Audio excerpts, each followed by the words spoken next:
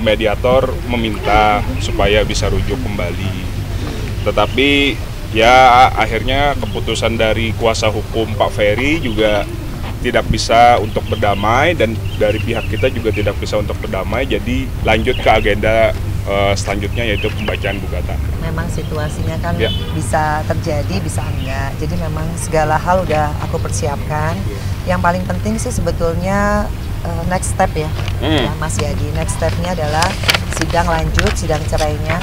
Dan saya juga mohon doa dari teman-teman wartawan, insya Allah segera P21 supaya saya juga bisa terus berjuang di kasus KDRT, karena fokus saya sebetulnya di kasus KDRT. Kalau perceraian itu kan gugatan juga bukan dari saya ya, gugatan dari Ferry sendiri. Artinya ya sebetulnya alhamdulillah dia berarti juga ingin menyelesaikan perkawinan ini. Ya. Tadi tanggal 9 Maret persidangan antara Mas Ferry dengan Mbak Vena Melinda dalam agenda mediasi ya, dalam perkara nomor 595, yang dimana Mas Ferry sebagai pemohon cerai talak tadi sampai di ruang mediasi dengan hakim mediator. Akhirnya karena memang tidak bisa kita untuk video call maupun menghadirkan Mas Ferry ke persidangan tadi, hakim mediator memutuskan tetap berjalan mediasi antara Mas Ferry yang diwakilkan oleh saya pribadi sebagai kuasa hukum dengan surat kuasa istimewa, maupun tadi ada Mbak Vena langsung. Nah, di sana hakim mediator juga memastikan lagi apakah dalam rumah tangga Mas Ferry Irawan dengan Mbak Vena Melinda tidak bisa untuk dipersatukan kembali atau tidak. Terus apakah ada upaya-upaya dari kuasa hukum atau dari pihak keluarga Mas Ferry Irawan atau dari Mbak Vena untuk artinya upaya untuk menyatukan kembali. Tetapi tadi kami tegaskan, sampai dengan saat ini kami dari pihak Ferry Irawan masih tetap pada permohonan awal, yaitu tetap untuk sidang cerai talak.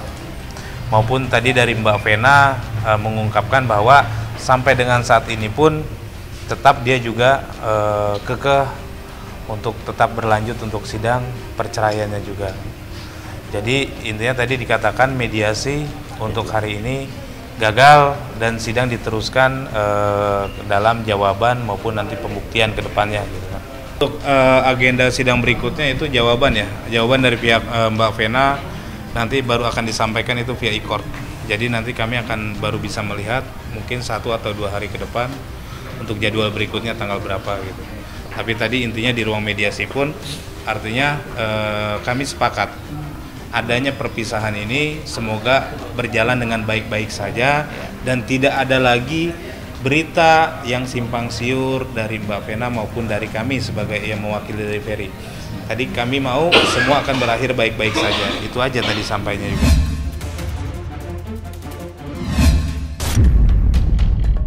Alhamdulillah semua yang biaya mulai dari minum air putih sampai beli pakaian yang saya pakai tidak pernah menggunakan pakai uang sendiri. Masalahku dengan masa lalu tuh nafsi-nafsi, nggak ada hubungannya dengan aku, nggak ada maling juga ngaku. Yang penting duitku nggak dicuri, udah itu doang. Jadi kalau kita mau kaya, kaya bareng, jangan kaya sendiri, tahu-tahu kaya artis sendiri, toh. Ya kan? Terus udah gitu ini playing victim. Artis toh. Terus udah gitu playing victim capek kan ya? Apalagi dari umroh kan harus mabrur, jangan mabrur ya. Kalau orang malingin duit orang, emang kita tahu duitnya mau dipakai apa? Kalau maling ngaku-ngaku banyak mbak, nanti penjara penuh. Dan uang yang mana? Uang yang Yang dicuri kan udah dibalik-balikin semua juga, udah pernah dibahas. Mengenai off air yang saya pisahkan dananya sama yang haknya dia sudah dikembalikan. Dia juga komunikasi sama ownernya langsung, sama yang ngundang, yang di Lampung maupun yang di Bogor. Tanya dong sama root manager si root manajernya mereka yang handle langsung.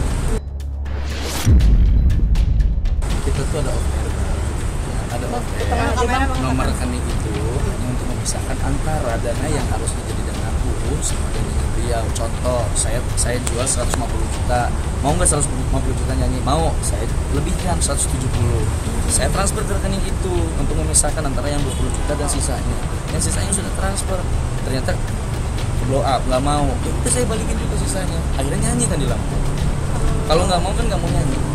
Terus yang mana lagi? Yang di Bogor, udah juga yang di Bogor. Udah dibalikin juga ke dia. Sampai sekarang komunikasi aku sama orang yang ngundang di Bogor mereka. Karena saya bilang, Pak, saya tidak bisa handle lagi. Monggo silakan langsung komunikasi sama manajemen yang baru sekarang. Udah komunikasi. Yang 20 yang ketahuan, yang nggak ketahuan, saya membuktikan. Iya, membuktikan. Lo kan kemarin udah dibuktikan di Instagram. Sama aku masih ada lo belum terhapus. Namanya Budianto itu siapa? Tanda tangan palsu atas nama siapa? Ada berapa? Udah dibalik-balikin. Coba aja tanya sama Bang Sandi Arifin, udah dibalikin belum duitnya? Atau mau kasusnya mau diangkat angkat lagi? Ayo Mami, ayo. Kalau mau terkenal di sini kasusnya mau aku angkat lagi kalau mau. Aku tidak mau bikin orang terkenal. Bayar dulu sama gue. Tanya sama Bang Sandi Arifin. Total kira-kira. Kalau dia pingin membuktiin, mau aku kasusin. Ayo. Udah minta maaf lo sama aku lo. Jangan nyindir aku nggak pernah nyindir, salah. Kalau ada yang bilang aku nyindir dia salah. Ketika aku lagi live ties, tiba-tiba di situ banyak akun-akun bodong yang ngatain aku suruh tobat. Itu loh si itu katanya lagi umroh. Begini, hubungannya sama gua apa, menjualan tas. Itu loh dari situ awalnya.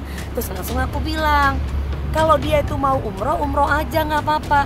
Toh sudah punya duit kan, dapat duit dari gue banyak loh, ngambil keuntungan dari gue tanpa gue tahu dengan tanda tangan palsu dan yang lain-lain. Nah kalau misalkan uangnya dipakai buat umroh, nah itu loh.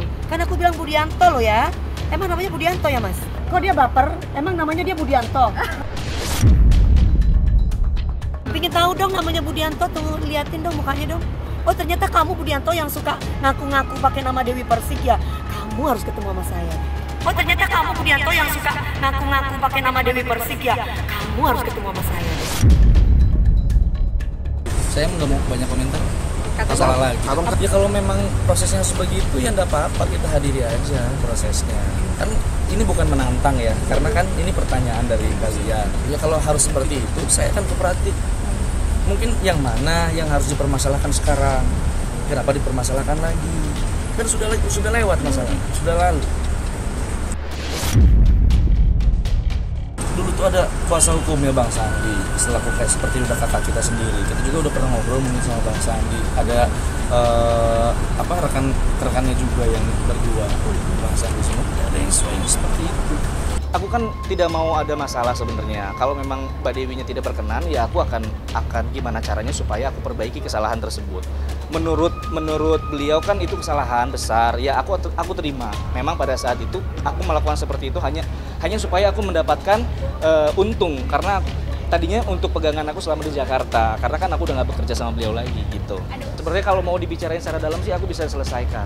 Kita bisa bicarakan. Tidak semuanya seperti yang dibicarakan banget lah. Aku juga ngambil untung seperti itu kan ada alasannya untuk apa dan untuk siapa, untuk ngapain, kan itu ada gitu. Karena kan beliau tadi bilang katanya tidak pernah memberikan haknya. Kalau aku membawa pergi semua uangnya, itu aku nggak berikan haknya. Kan haknya udah aku berikan 150 juta, oke, udah saya berikan 150, saya akan ambil untungnya aja gitu. Kalau misalnya ternyata saya ambilnya 70 juta dan saya berikan 100, baru itu ambil haknya, karena kan saya dealan dari awal sama Mbak Dewinya 150, itu baru ngambil haknya, kan ini enggak.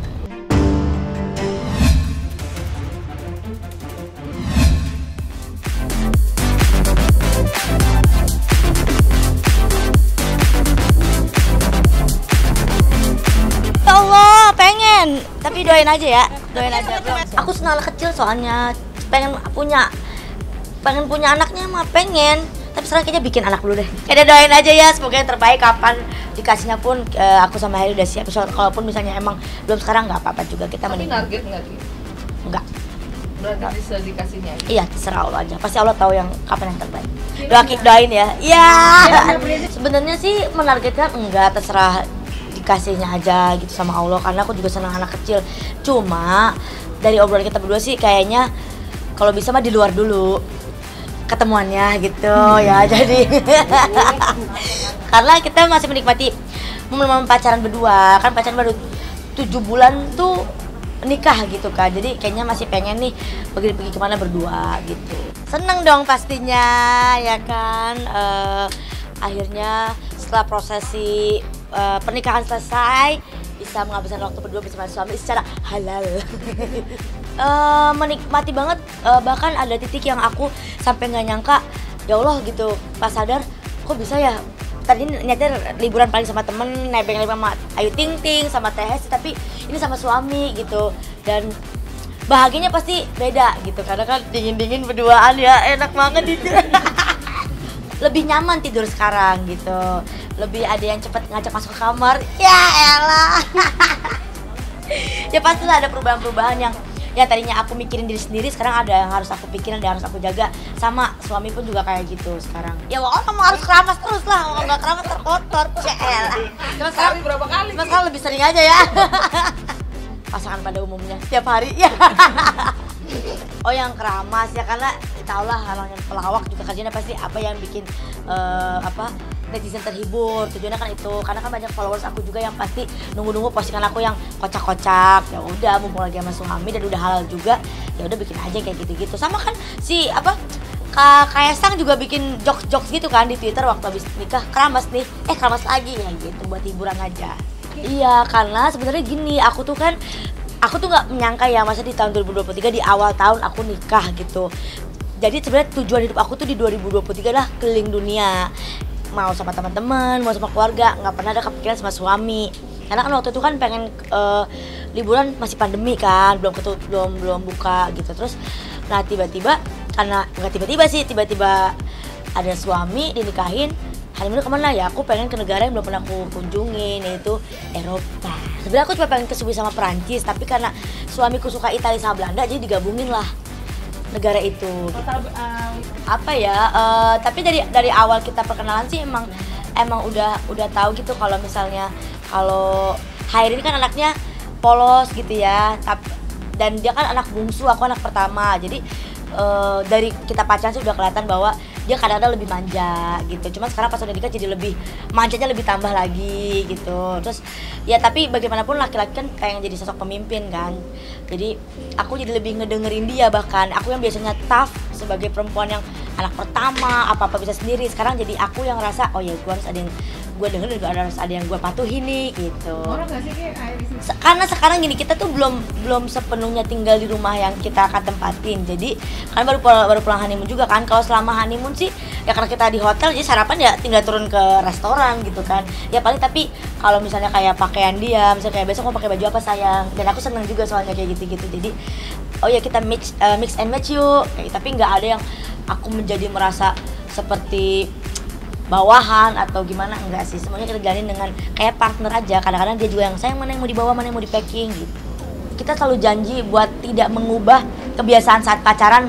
Nanti udah nikah orang bilang kayak, alah paling mesra-mesra, paling dibelai-belainya pas lagi pacaran dong, paling kebiasaan peluk ciumnya cuma pas awal-awal nikah. Kita janji sih insya Allah mudah-mudahan ya bisa bertahan 10-20 tahun. Terus kebiasaan itu nggak kita lupain, nggak kita lewatin. Jangan tahu udah 10 tahun apa sih pegang-pegang gua gitu, jangan kayak gitu. Jadi itu sih yang kita janjiin.